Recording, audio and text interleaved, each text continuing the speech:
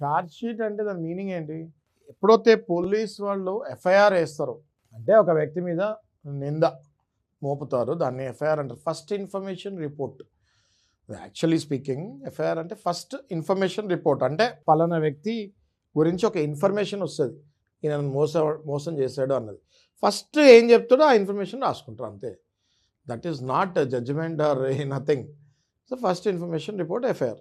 ఆ ఎఫ్ఐఆర్ వచ్చిన తర్వాత పోలీస్ వాళ్ళు దాని మీద ఇన్వెస్టిగేషన్ చేస్తారు.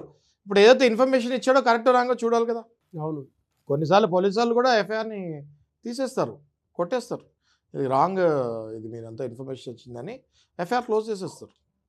ఓకే, కానీ 99% ఆఫ్ ద కేసెస్లో పోలీస్ వాళ్ళు నమ్మే ఎఫ్ఐఆర్ చేస్తారు కదా. పోలీసు వాళ్ళకి నమ్మకం ఉంటేనే ఎఫ్ఐఆర్ చేస్తారు, లేకపోతే పొమ్మంటారు. ఓకే, ఊరికే ప్రతి ఒక్కడు వచ్చేసి కంప్లైంట్ ఇవ్వగానే అది ఎఫ్ఐఆర్ చేశారు.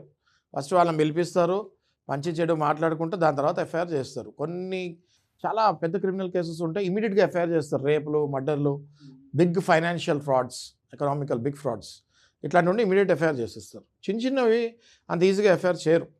ఎప్పుడైతే ఎఫ్ఐఆర్ చేశారు అంటే అది పోలీసు వాళ్ళు 90% నమ్మినట్టు, అవతల వైపు తప్పు ఉంది అని. రైట్? మరి పోలీసు వాళ్ళు నమ్మినప్పుడు అవతల వైపు తప్పు ఉంది అని అది ప్రూవ్ చేయాలిగా పోలీసు వాళ్ళు కూడా. అవును.